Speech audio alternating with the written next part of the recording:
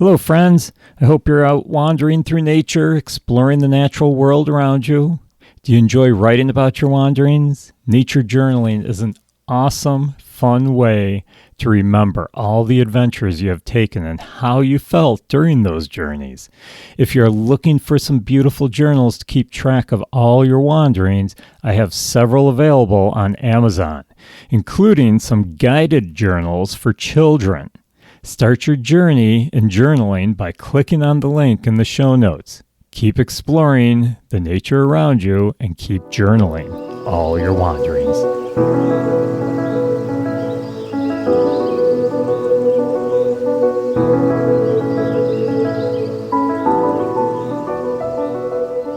Hey friends, welcome to the Nature Wanderer podcast. I'm Paul. It's good to have you back, or if you're new to the podcast, welcome. Good to have you along. This is going to be a fun podcast because it brings back memories to me. And before I even get started, I'd like to thank a listener for coming up with the idea.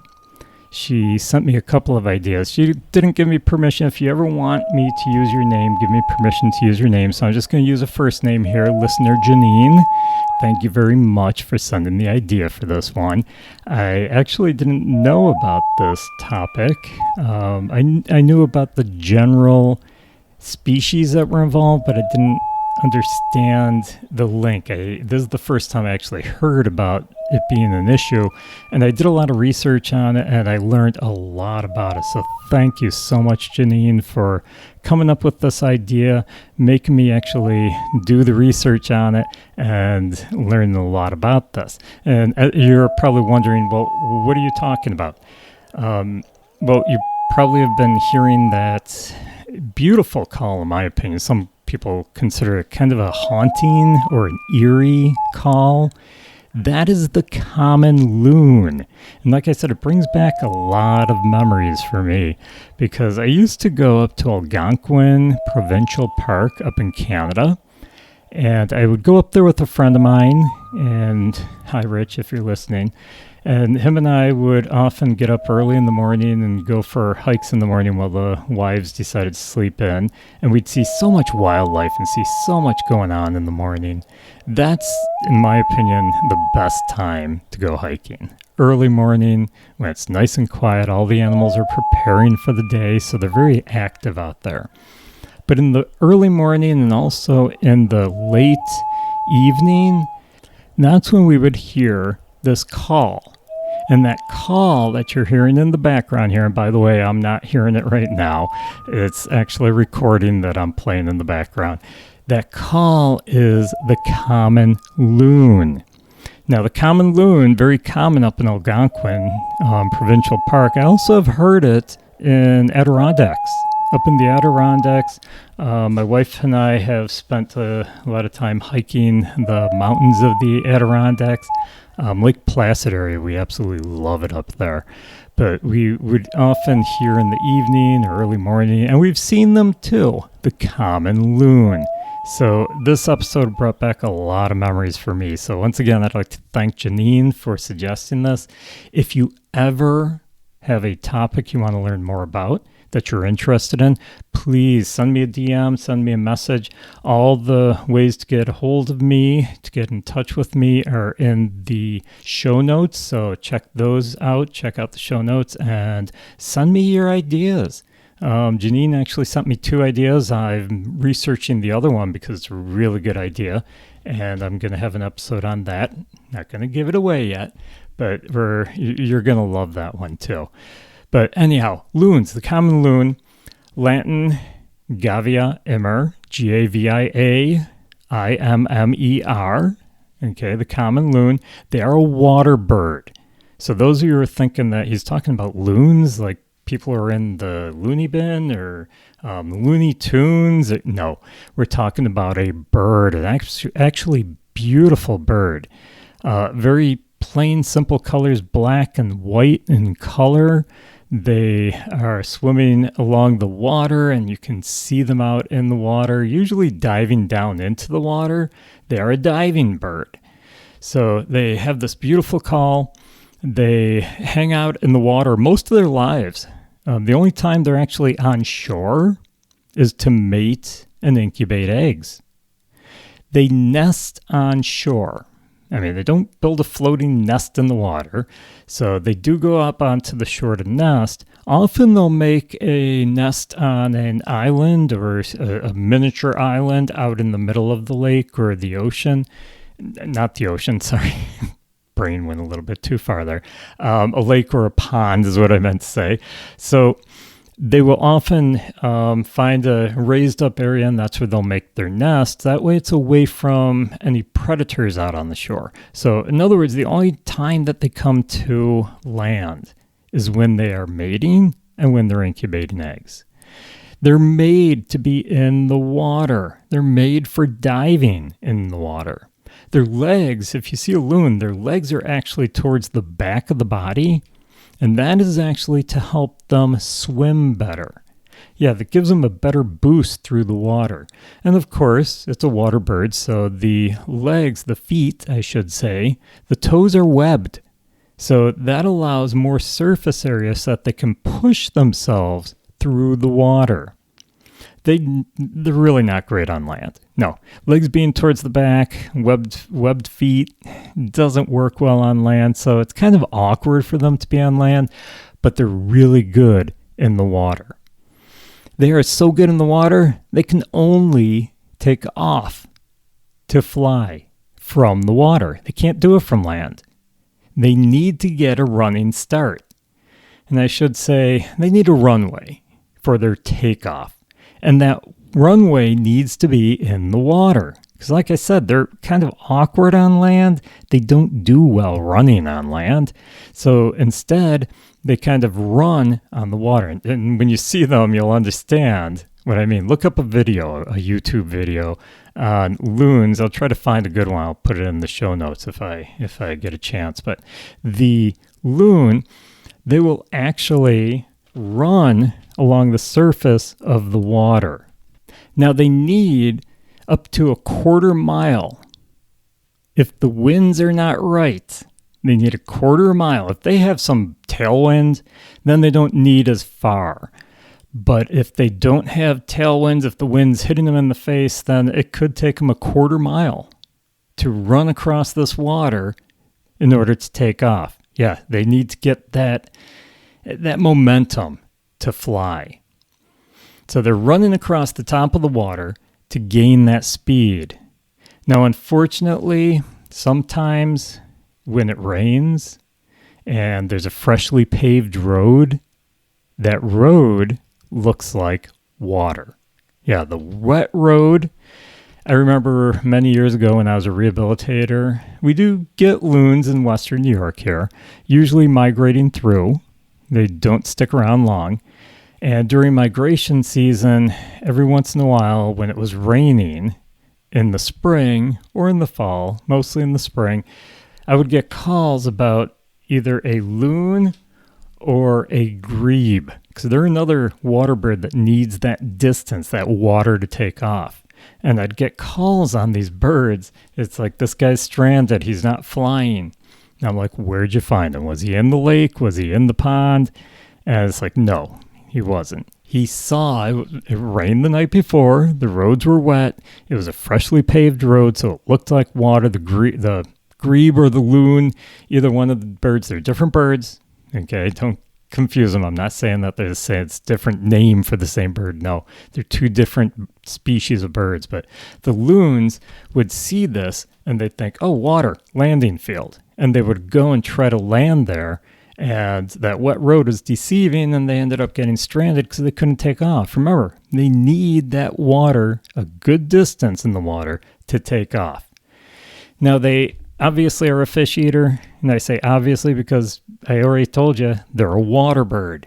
So they are a fish eater. They eat all kinds of fish. They will also eat aquatic insects, but mostly fish is what they're eating.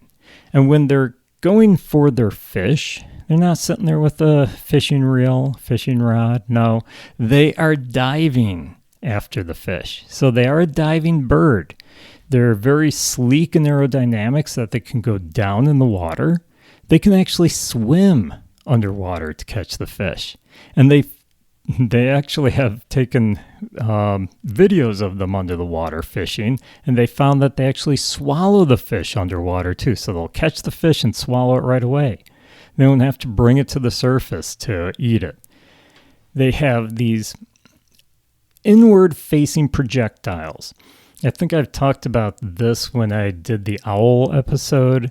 If not, I'll do another owl episode in the future, and I'll talk about it then, but I'll talk about it now too. In the mouth of the loon, they have this inward-facing projectiles on the roof of the mouth and also on the tongue. That way it can pull the slippery fish into the mouth. It helps them eat. I mean, if you've ever held a fish, they're slippery, slimy, hard to hang on to. So the the loon, I've got grebes on my mind. So the loon, they have these projectiles to draw that slippery, slimy fish into their mouth. Now, they are made for diving, like I said. They have solid bones, and you may say, yeah, that's not a big deal, so do we. Well, most birds have hollow bones. If you think about it, a bird has to fly. In order to get off the ground, stay up in the air, you need to be lightweight. If you're heavy, you sink. So a bird, usually to lose some of that weight, they have hollow bones. Makes them much lighter weight. Unfortunately, there's a give and take to everything. Hollow bones are also more fragile, and they do break easier. So a lot of times back when I used to do rehabilitation, wildlife rehabilitation, most birds that I got in, broken bones, usually from a car hit, broken wing bones, they did not do well because they had the hollow bones. Now, loons have solid bones, so there is marrow in the bones. That actually gives them more weights that they can go down into the water. Makes it a little bit harder for them to fly, but they are mostly in the water, diving down after their food. They also, when they're diving, they can quickly empty their lungs, and they flatten down their feathers. That makes them streamlined so that they can just zip right through that water at top speeds, go after those fish. Fish are not slow, so you need to be quick if you're going to catch them. Another neat thing about loons when they're diving, their heart slows down. Underwater, their heart rate will actually lower. It'll slow down. That allows them to conserve energy so that they can use that energy to swim faster and catch these fish. So everything about them is made for diving after their fish. That's why they're water bird. Now, the call that I was playing earlier, that you heard in the background earlier, I didn't want to do it through the whole thing. It would become annoying to you. I think it's a beautiful call, but some people, it goes on long enough. It's like, okay, that's enough, Paul. They mostly call at night.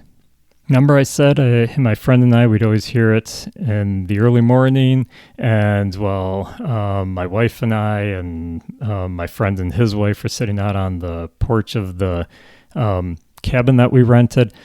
We'd hear them in the evening while we were sitting outside. When we were sitting around the campfire, we would hear them in the evening.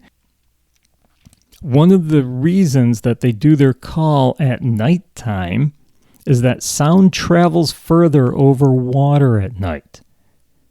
If you've ever seen a lake during the day, on a windy day, you've got a lot of waves. It's noisy, those waves hitting the shore. But at nighttime, it calms down. My wife and I were always amazed at our old house when we were sitting out on our patio and we were listening to the birds and we were enjoying our campfire. And well, it seemed like as soon as the sun went down, everything calmed down. It could be a windy day and all of a sudden, sun goes down, it gets calm. And you could hear more. And that's what the loon does. He waits till the evening when the winds are less, and then their sound will travel further over the water. What's this call for? Well, it's for calling a mate. It's for attracting the female. That's why most birds call, to attract a female. That's the main reason. There are other reasons for bird calls, but that's the main reason, is attracting a mate. Now, speaking of mating, the breeding range for the loon, the common loon, is most of Canada. They're also up in Alaska for breeding, Maine, Vermont, and northern New York, so up in the Adirondacks. So that's the main breeding range. Notice I didn't say western New York. No, we're migratory. Most of the U.S., other than the places I mentioned, that's considered a migration area. So they can be seen in pretty much any state in the U.S. during migration, but during breeding season, you need to go up to Canada, Alaska, Maine, Vermont, or northern New York. Now, after they have mated, they lay 1 to 2 eggs. I know, it's usually birds lay a whole bunch of eggs. Yeah, a whole nest full of eggs. Well, the loon, they only lay 1 to 2 eggs.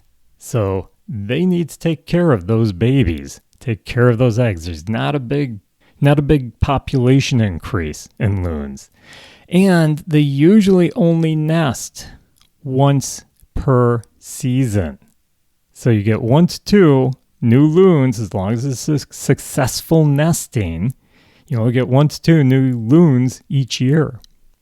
Now, incubation takes 26 to 29 days, so almost a month to incubate these eggs. So mom and or dad, usually it's mom, is sitting on those eggs for quite a long time, about 4 weeks, 3 to 4 weeks. And speaking of breeding, during the nesting season, the common loon runs into a bit of a parasitic issue with the other species I want to talk about, and that's black flies.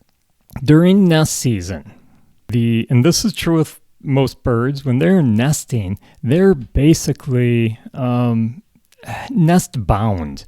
Okay, they can't leave the nest. If the eggs get cold for too long, they won't hatch. If the eggs are abandoned for an entire day or two, they're not going to hatch. So they need to be on the nest as much as possible. They also do that to protect the eggs from predators.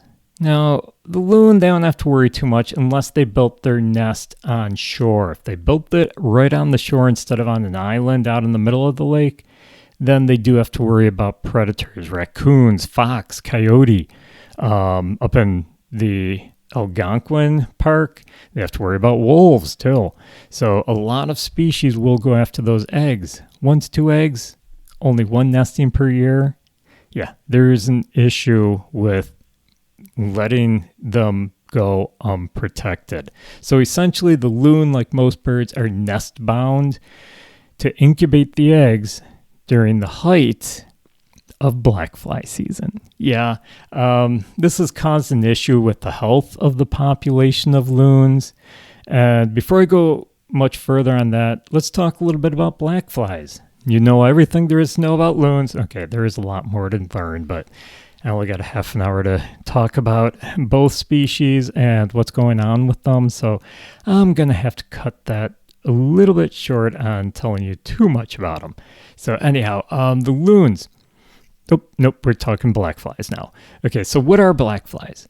Well, everyone knows what a fly is. I hope you do. If you don't, look it up. I don't have time to explain what a fly is. If you've ever been to the Adirondacks or Algonquin or any place up in that area, there are black flies. And I know when my friend and I, when we used to go up to Algonquin, we would always be careful when we went. We'd be watching the calendar. We'd be watching reports. We don't go during black fly season. He went once, and it was just awful. Everywhere he went, he had to wear one of these hats with the big netting coming down over it. He had to wear gloves. He had to, long sleeve shirts, long pants tucked into his socks. And you have to have every bit of your body covered because those black flies are awful. They're parasitic. They're bloodsuckers. Yeah. They feed on the blood of other animals. So black flies are not fun. If you've ever been up to the Adirondacks or Algonquin or Maine during black fly season, there's a lot of places up in the Northeast where it is awful. I don't know about the Northwest. I imagine they have an issue too. So there's actually over 22,000 species of black flies. And like I said, they are parasitic, so they feed on other animals. And the other animal does not get any benefit out of it. So the black fly is a parasite. They suck the blood of their hosts, and if they suck too much blood, if they suck too much blood out of the host can become sick or die. Now, we're going to talk about a specific species of black fly known as Simulium annulus. So Simulium Annulus. So it's a specific species of black fly. The reason we're going to be talking about Annulus, and that's all I'm going to say, I'm not going to go through the whole name each time. This specific species of black fly is because they focus their blood-sucking behavior almost entirely on the common loon. Now, it was believed that they did focus all their attention solely on the loon, but they did find that they are going after other hosts as well. Not a lot. It's mostly the loon that they are focusing their attention on. So it's almost like they're species specific here. Now, the black flies, they like to breed in clean water.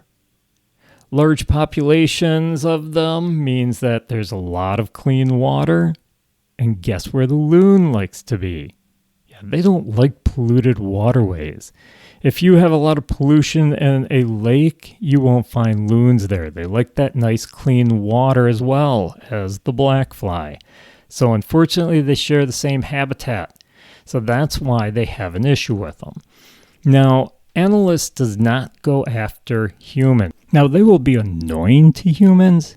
I was reading a couple of research projects, and the researchers, they were always saying how, we were out in the field, and all these black flies were all around us. They were buzzing around us, but they weren't biting. So they weren't biting humans. I don't feel that they're not going to. Okay. This is a specific species, Annulus, who is after the loon. They're pretty much species specific. So they're not trying to bite or suck the blood out of humans. So they're not biting humans, but they will be quite annoying. Other black fly species will bite humans. So don't think you're out of the woods because the black flies there weren't biting these researchers. It's just that one species of black fly that wasn't. Now, black fly season in the Adirondacks is between mid-May to early July.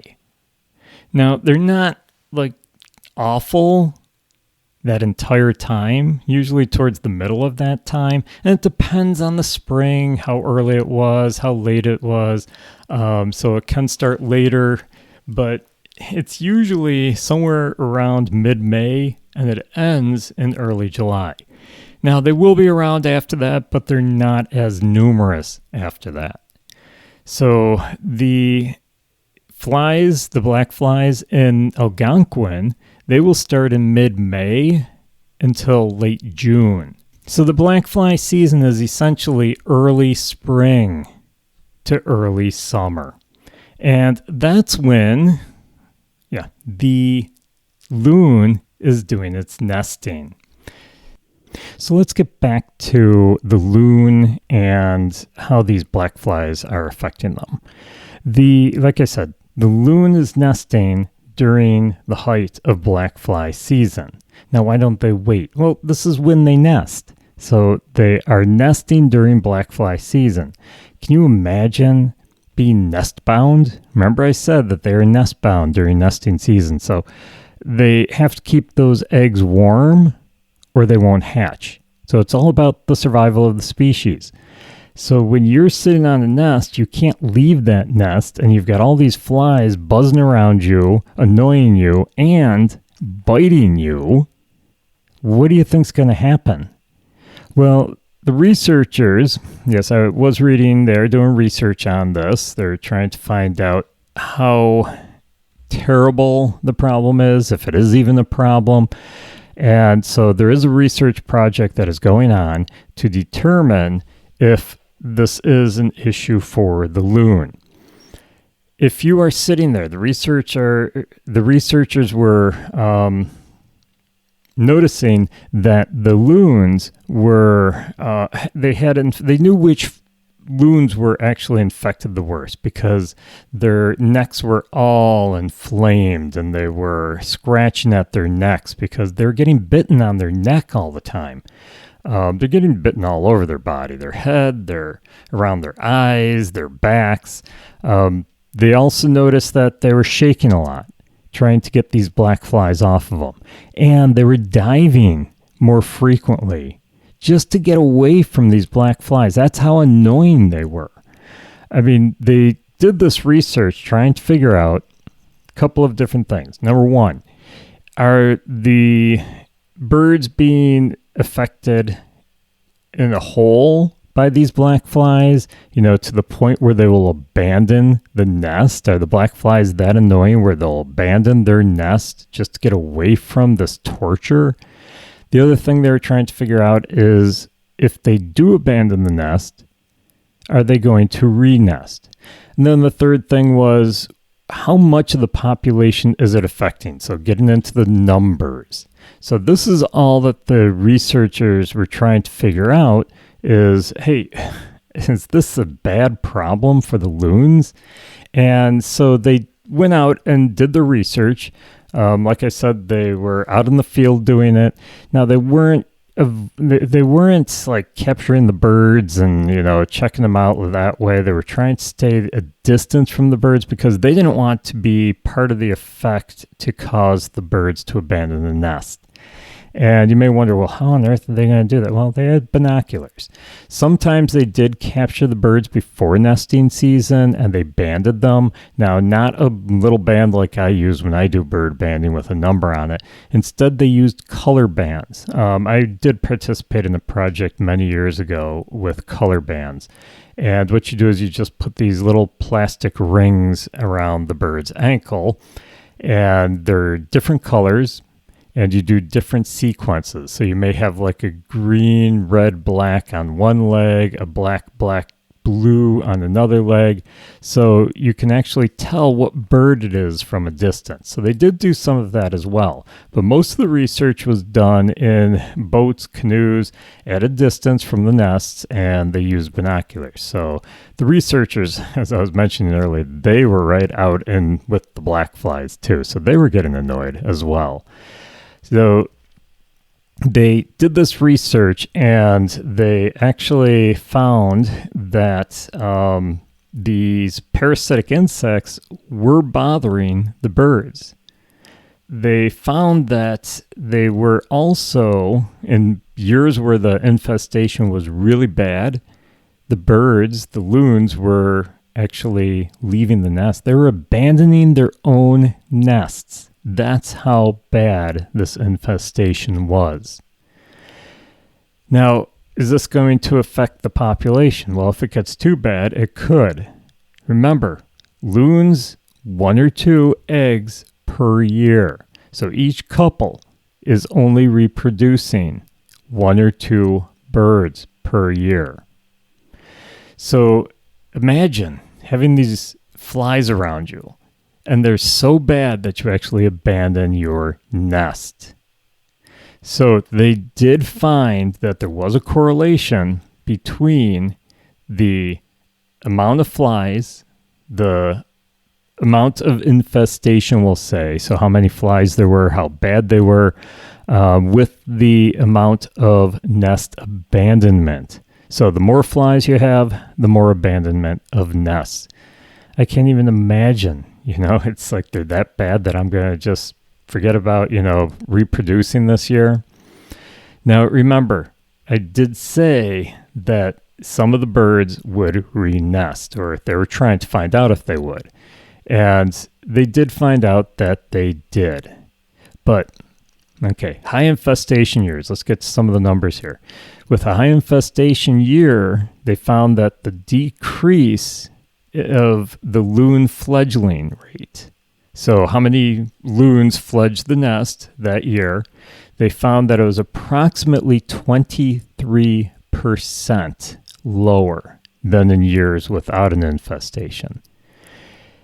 In 2014, there was a really high infestation of these black flies, and they found that 70%, almost 3/4 of the first nests were abandoned by the loons.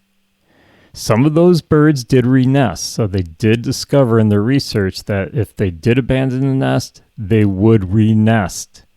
And it was usually about 2 weeks later, 2 or 3 weeks later, that's when the black fly season was winding down. There weren't as many flies. They weren't bothering the birds as much. So they waited about 2 to 3 weeks. But unfortunately, because they waited 2 weeks, there was less of a chance that there would be a successful nesting. You have to realize they used a lot of energy mating, producing eggs, incubating the eggs, and now they have to redo all that. They don't have time to regain all that energy in order to do it. So there was a drop in the success if they waited and they re-nested. Now you may wonder, why don't they just wait in the first place? Wait till the black flies go away. Well, you have to realize that they already started nesting when black fly season got really bad, when the infestations got really bad. So it's not like they're, hey, it might be a bad year this year, let's just sit back. No, they're birds. They're going by instinct. They're going by what they've done every year. It's like, okay, this is spring, this is when we mate, this is when we lay our eggs. So there is an issue with that.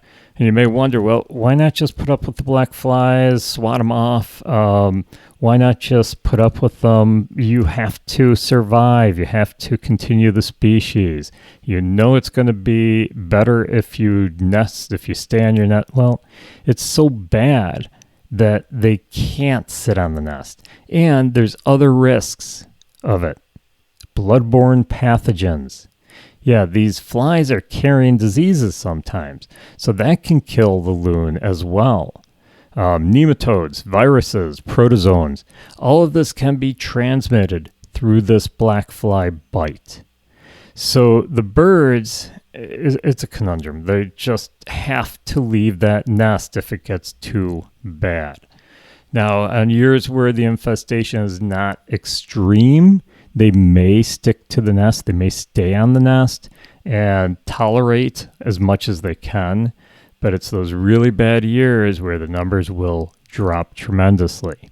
So you may be wondering, well, what are they doing about this? Now, in New York State here, we have what's called the DEC, Department of Environmental Conservation, and they are looking into the issues of black flies up in the Adirondacks because it is serious.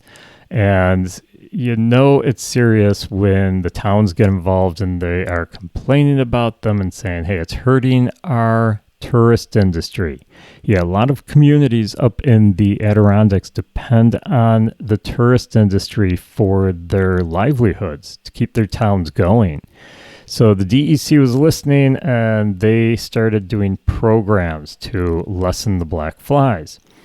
They are spraying around tourist areas, around certain towns to basically stop the black flies from hatching. And that way they're keeping the population lower. But unfortunately, they're more worried about the tourists and the towns and the town people and the economy of these towns, and they're not so much worried about the loons. And you may wonder, well, why not? You know, they're environmental conservation.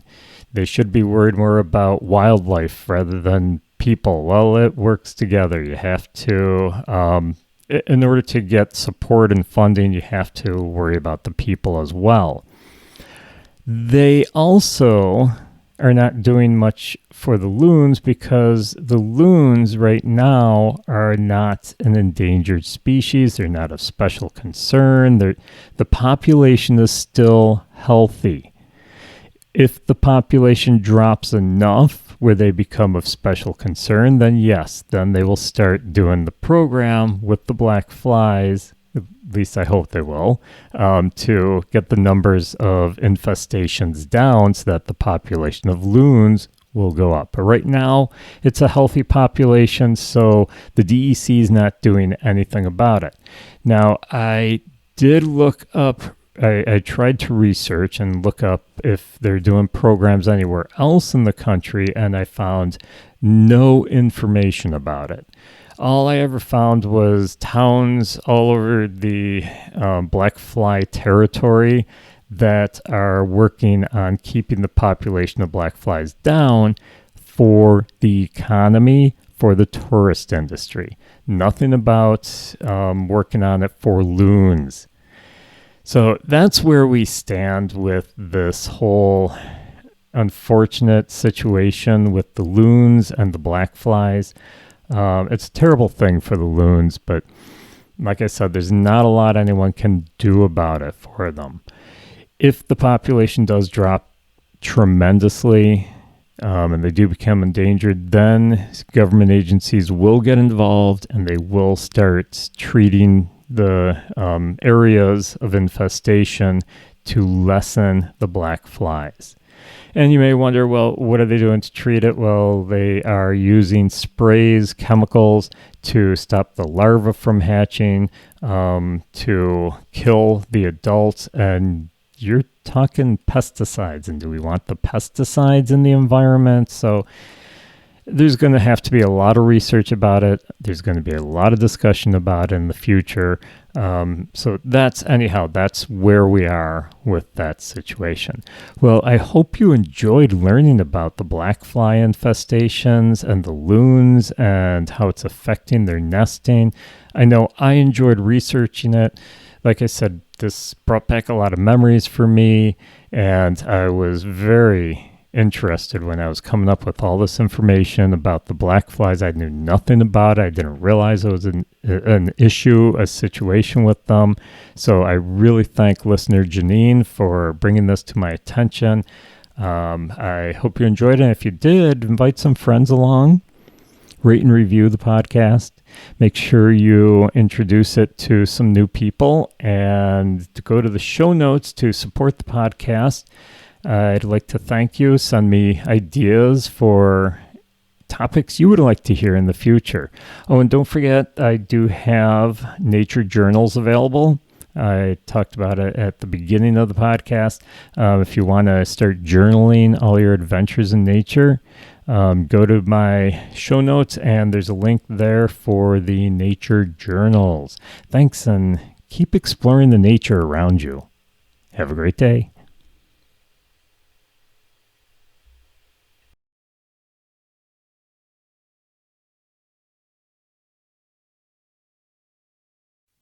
Did you know that plastic is made with oil, a fossil fuel that pollutes the environment? And did you know that only about 15% of all plastic is recycled into new products? Wouldn't it be awesome if we could live our lives without plastic so that we could stop harming the planet? Well, there's a company that wants to help you do just that. Life Without Plastic sells products that will reduce or eliminate your dependence on plastic. They have a large selection from toothbrushes to food storage containers to drinking straws, all plastic free. And it's reasonably priced. So what are you waiting for? Check out all these great plastic-free products and help save the planet. Just click on the link in the show notes to find out more and to start your journey to being plastic-free.